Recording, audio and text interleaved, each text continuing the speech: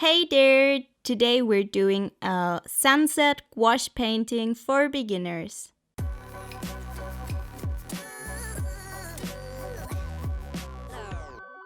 I'm starting off by putting some water on the bottom of the first painting, and then I'm adding in some purple and blue and black. I really wanted this to be a really dark color, and I used a lot of water, and then I put some purple on top of that. This is going to be the sea, and you're going to see it in front of the sunset. And then I started to make this stippling technique. I made lots of those dots, and this is just super messy. And the beauty of gouache is that you can always go back and add stuff later, or remove something by painting over top it. And I started with a lot of colors. It's so saturated, and later on I desaturated it a lot to look better, because I don't like it if it's too vibrant. But I started out with some pretty vibrant colors. And on the second painting, I did a sort of a wash like you would do with watercolors. I added a lot of water to the page at first, and then I added in some yellow, pink, and orange. And I did this wet on wet technique like you would do with watercolors, and I let that dry while I kept working on the piece on the right side. So we're just focusing on the right one for now. And I added in more black. With gouache, it's like when you have dark colors, you have to do quite a few layers, and you have to be extremely careful not to get it to be too streaky. That's why you will often see gouache paintings in those pastel colors, because that's when gouache looks best. If you add some white, it looks way better. You can see it on the purple now. I used that straight out of the tube, and yeah, it's really streaky. It's really hard to get that to a flat color. It's way easier to do that with lighter colors. And you see me going back and lighten everything up a little bit later on. And I also have this kind of palette, but I keep adding fresh paints to the palette sometimes, because gouache is quite hard to work with once it's dry. It's not as easy to re-wet like watercolors. So I will just, from now and then, I will add some color directly from the tube.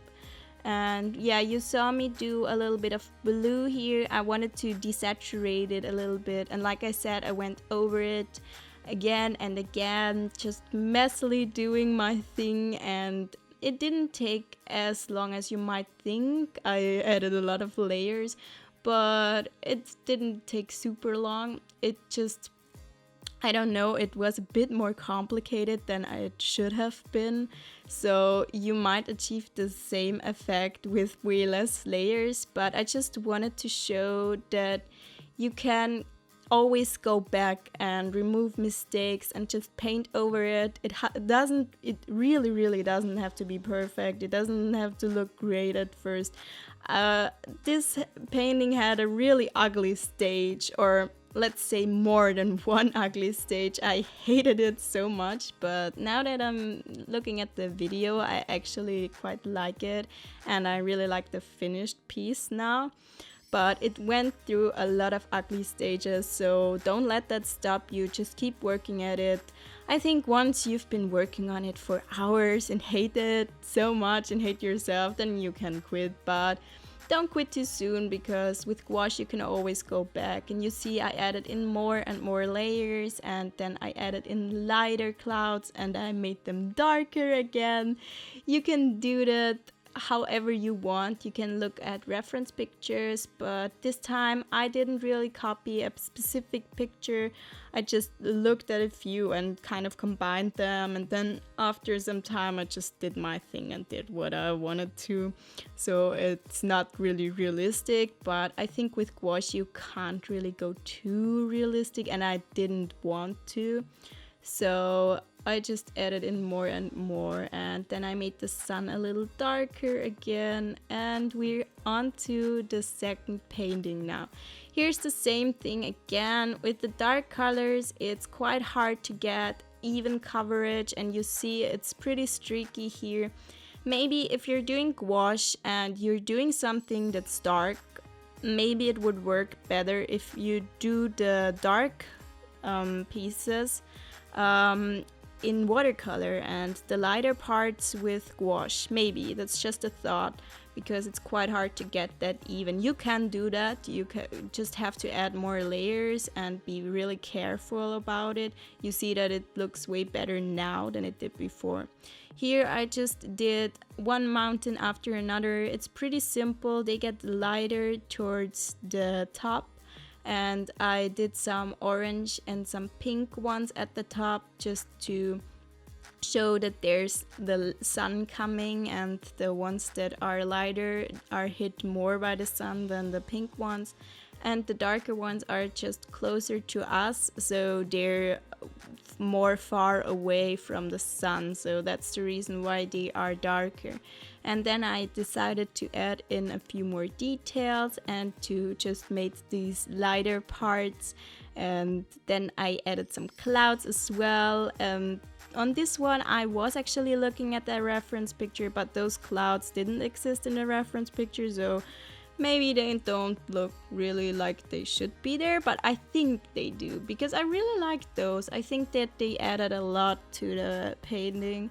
And yeah, then I decided to add a balloon to the front as well, but you couldn't really see it, so I made the borders of it white, and then I added this misty kind of thing. I'm not sure how I feel about that, but I made those dots and then I kind of blended them in. So those are the finished paintings. The one on the right was far more work than the one on the left. You can change those up and do them in your own way with your own colors, however you want. Those are the finished paintings. I really hope that you liked this video, and if you did so, please give it a thumbs up and please consider subscribing, and I'll see you next week. Goodbye!